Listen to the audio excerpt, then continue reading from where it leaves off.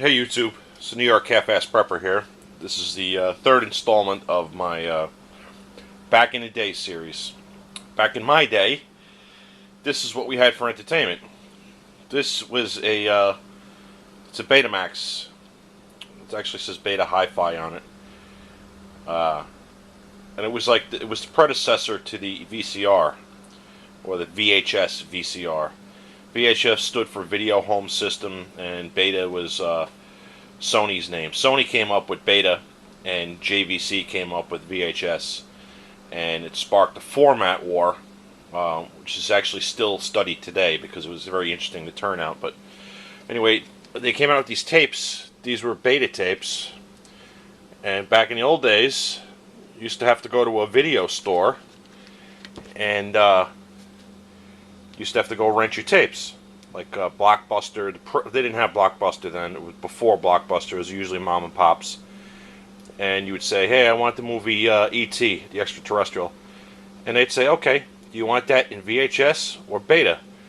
And VHS looks similar, but it's just a little bit bigger. I'll pull them out so you can see them. But that's a regular VHS tape, and that's a Beta. See, the Beta's a little smaller. So in the format war, VHS won. Killed Beta. Beta just kept dropping down, and then VHF killed it. And the reason it killed it was the recording time. These things were set up right out of the box to do 2 hours of recording time, and the American public, they didn't care about high quality features and a better picture. Beta actually had a better picture. Although watching it on old school TVs like this, it was negligible, the picture difference, but in the technical specs, it was a superior picture and audio. But VHS rocked it, beat it in the recording time and the amount that you could put on one tape, which was better for movies, baseball games, stuff like that. So they took over the market, and eventually Sony threw in the towel and started making their own VCRs.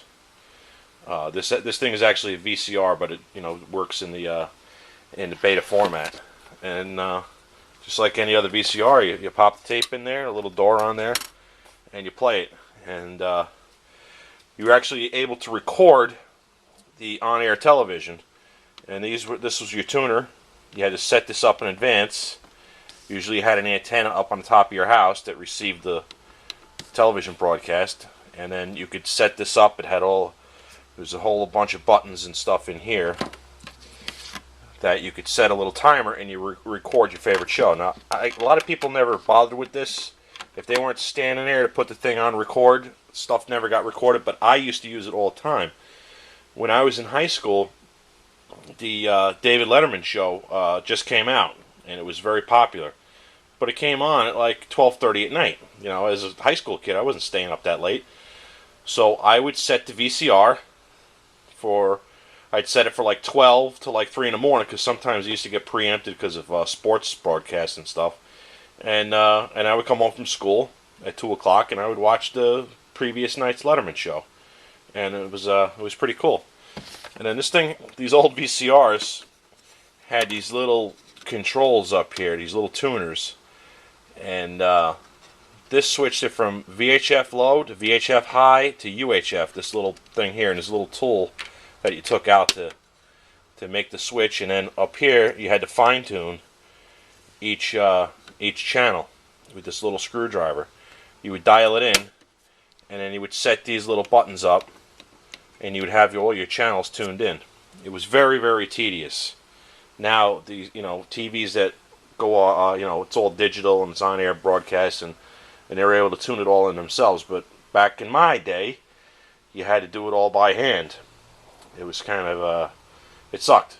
So anyway, this is what we had before VHS. Actually, Beta came out before VHS, and then before DVD and before Blu-ray and before the other digital formats that we enjoy now. I think Laserdisc was around. The big old-fashioned Laserdisc was the size of an LP record. If I know some of you know what an LP record is. But Laserdisc died because somebody, I think Disney was a part owner in in the Laserdisc franchises early on, and they did not want pornography being put on Laserdiscs. So they killed that in the beginning, and it turned out that pornography became more than 50% of the market, of the sales market. So they lost all of those sales. So that went the way of the 8-track player also. And VHS was the real winner. That VHS was around, geez, well into the 90s. You could still go to Blockbuster Video and rent VHS tapes. And I mean, I still have a sizable collection of VHS tapes. And every once in a while, we still, my kid will pick out an old movie, and we still watch a VHS. But the Betamax, it broke, so I have a whole box of these old tapes, and watching it on the old format was kind of nostalgic. But now we have the new digital formats. I mean, I watch it off a hard drive now, and it's I don't have to store these tapes, and I don't have to deal with them, and the machine can't eat them if you're using a digital format. So things have improved, but I still keep this around for nostalgia purposes. And I used to, when it worked, I used to bust it out a couple times a year and watch E.T. and some of the old '80s movies and relive my youth. But so that's it. That's a Betamax player, or a Betamax recorder, actually, and it's kind of interesting. Anyway, that's the third in my series. Back in my day, New York Half-Ass Prepper, and I'm out.